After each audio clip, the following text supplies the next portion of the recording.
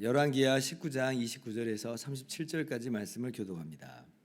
또 내게 보일 징조가 이러하니 너희가 금년에는 스스로 자라난 것을 먹고 내년에는 그것에서 난 것을 먹되 제3년에는 심고 거두며 포도원을 심고 그 열매를 먹으리라.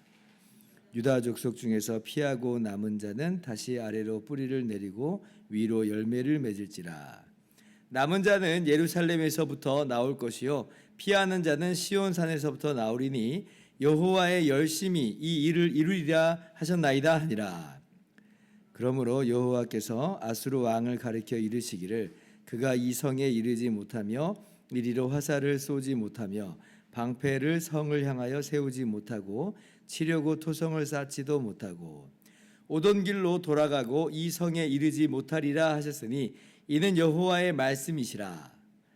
내가 나와 나의 종 다윗을 위하여 이 성을 보호하여 구원하리라 하셨나이다 하였더라. 이 밤에 여호와의 사자가 나와서 아수르 진영에서 군사 18만 5천 명을 친지라. 아침에 일찍이 일어나 보니 다 송장이 되었더라.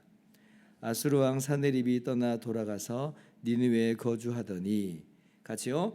그가 그의 신 니스록의 신전에서 경배할 때에 아드람멜렉과 사레셀이 그를 칼로 쳐 죽이고 아라라 땅으로 그들이 도망하매 그 아들 에살 핫돈이 대신하여 왕이 되니라. 아멘. 할렐루야.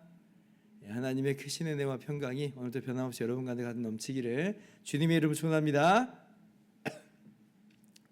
아수르 왕의 침공과 위협 때문에 하나님의 성전에 들어가 기도하던 히스기야 왕에게 하나님께서 응답하시죠.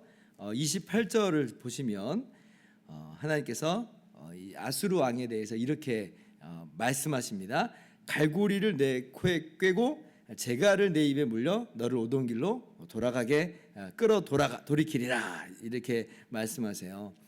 그 아수르에서 출토되는 그 고고학적인 자료에 의하면 이제 그 니느웨에 이제 막 그림들 이제 막 출토가 되거든요.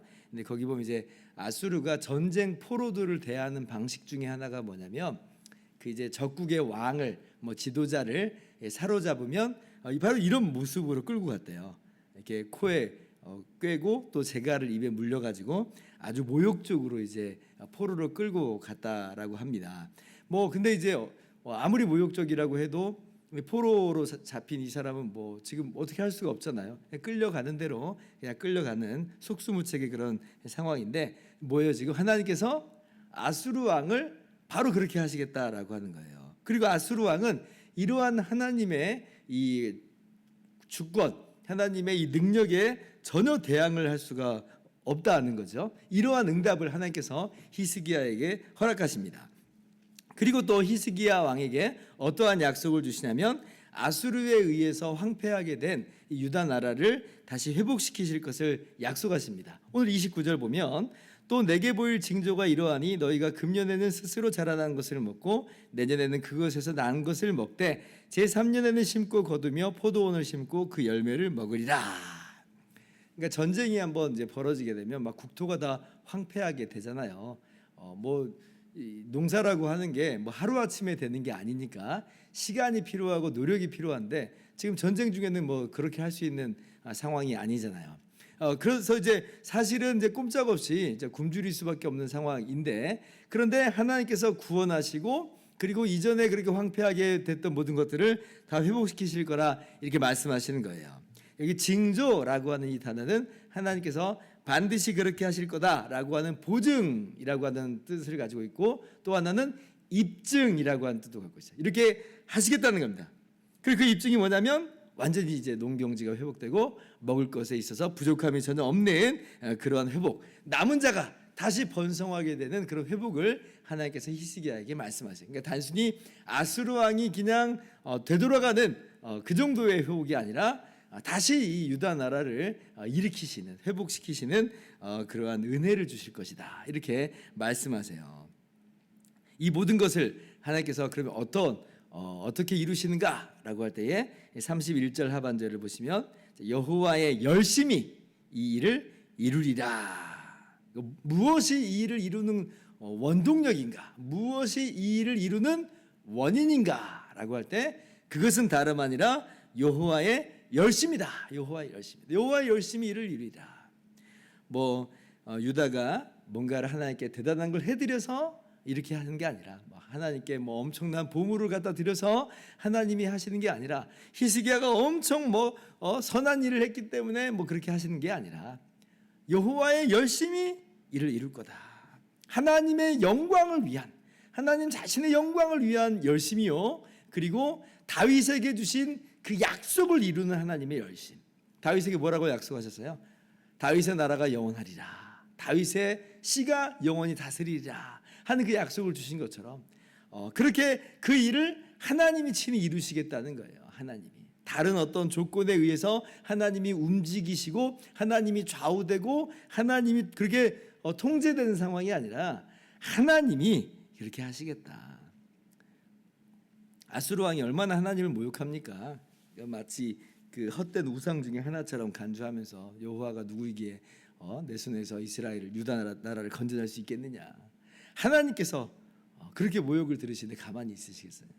하나님께서 하나님의 열심으로 일을 이루신다. 하나님께서 다윗에게 주신 약속이 있어요. 하나님 신실하신 하나님이에요. 하나님께서 그럼 이루신다는 거예요. 이루신다. 이것이 바로 하나님의 열심, 여호와의 열심으로 일을 이루리라는 말씀입니다. 자, 그런데 이 예언이 이사야 선지자를 통해서 히스기야에게 지금 말씀을 주시는 건데, 근데 이사야서를 보면 이 여호와의 열심이라고 하는 단어가 한 번 더 나옵니다. 여호와의 열심이 어디에 쓰이냐면 이사야 9장 6절 이하를 보면 이는 한 아기가 우리에게 낳고 한 사람을 우리에게 주신 바 되었는데, 말씀하세요. 이게 그 유명한 메시아 예언이죠. 그 이름은 전능하신 하나님이라 평강의 왕이라. 그러니까 예수님의 탄생을 예고하는 거예요. 제가 7절 계속 읽어볼게요. 그 정사와 평강의 더함이 무궁하며 또 다윗의 왕좌와 그의 나라에 군림하여 그 나라를 굳게 세우고 지금 이후로 영원히 그것을 보존하실 것이라. 만군의 여호와의 열심히 일을 이루시리라. 여기 한 번 더 나와요. 여호와의 열심히 일을 이룬다. 마찬가지의 의미예요. 그러니까 우리의 선함 때문에 그렇게 하신다는 게 아니라 하나님께서 하나님의 열심으로 하신다는 겁니다. 그렇죠. 우리는 죄인이고 우리는 멸망할 수밖에 없는 존재지만, 그러나 하나님께서 하나님의 놀라운 구원을 어떻게 이루세요?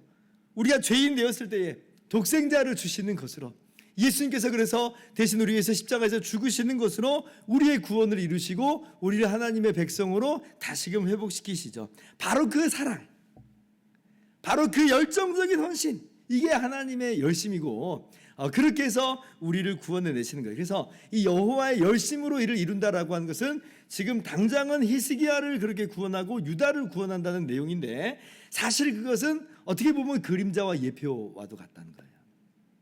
그러한 열심으로 하나님이 누구에게 역사하시는 거냐면 우리들에게 역사하셔요. 예수님을, 독생자 예수님을 보내시기까지, 그리고 예수님이 우리를 위해서 대신 죽기까지 그러한 열심으로 일을 이루신다. 그러니까 이걸 우리가 한 단어로 뭐라고 말하냐면 은혜다.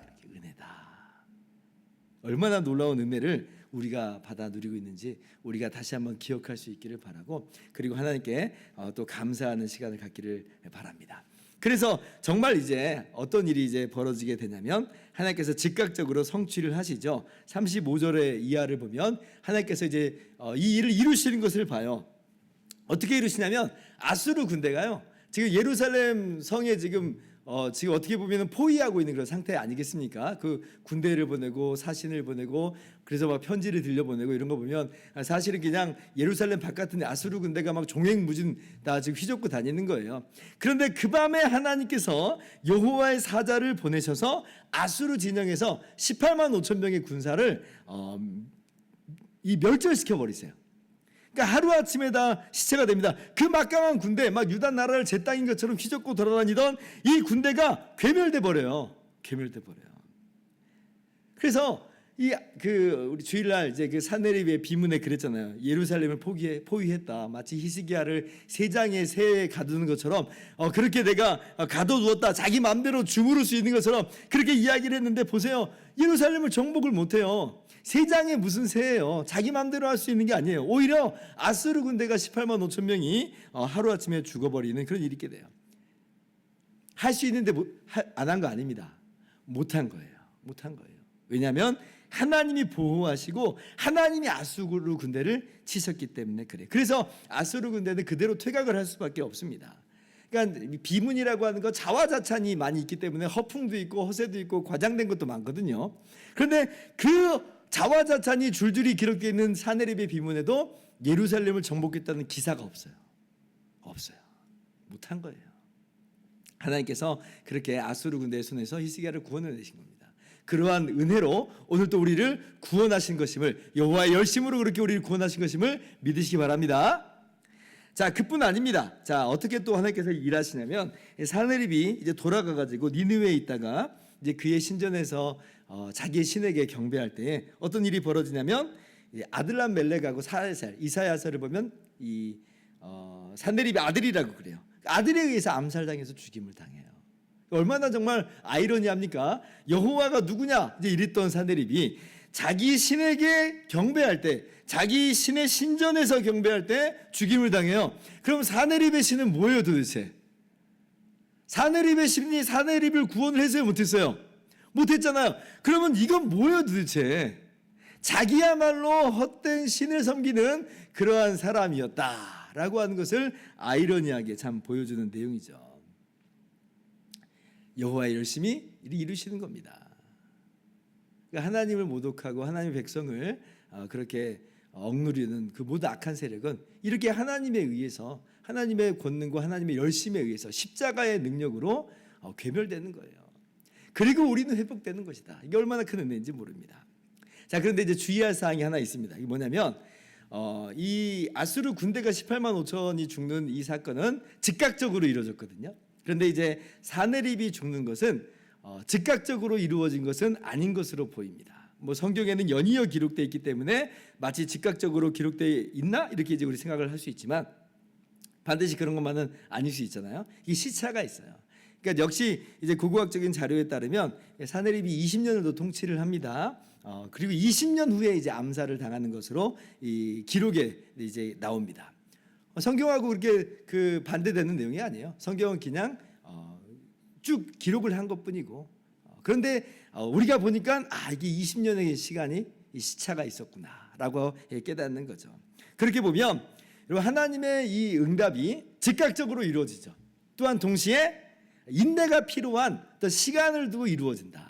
우리의 구원이라는 것도 보세요. 예수님을 믿음으로 말미암아 즉각적으로 구원받았는데 또한 동시에 주님 다시 오실 때에 우리가 부활의 몸으로 영광스럽게 일어날 그 시간차가 또 있잖아요. 마찬가지로 하나님의 응답이 이렇게 즉각적이면서 또 한편으로는 또 인내가 필요한 미래적인 성취를 다 담고 있다라고 하는 걸 꼭 기억을 할 필요가 있습니다. 그런데 중요한 건 그 모든 것은 반드시 이루어진다. 무엇으로 이루어지는가? 여호와의 열심으로 이루어진다. 그러므로 오늘 우리가 이러한 하나님의 즉각적인 은혜를 감사하고 기뻐하면서 우리 기도하는 거죠. 또한 동시에 하나님의 때에 하나님이 일하실 것을 우리가 기대하면서 또 인내할 수 있는 그러한 마음가짐으로, 인내의 마음가짐으로 우리가 기도할 때 하나님의 때에 하나님의 방법으로 가장 좋은 때에 하나님께서 놀랍게 기가 막히게 일하실 것입니다. 그러므로 오늘도 우리가 그러한 하나님을 의지하면서 신뢰하면서 기도로 나아가시기를 바랍니다. 기도하겠습니다.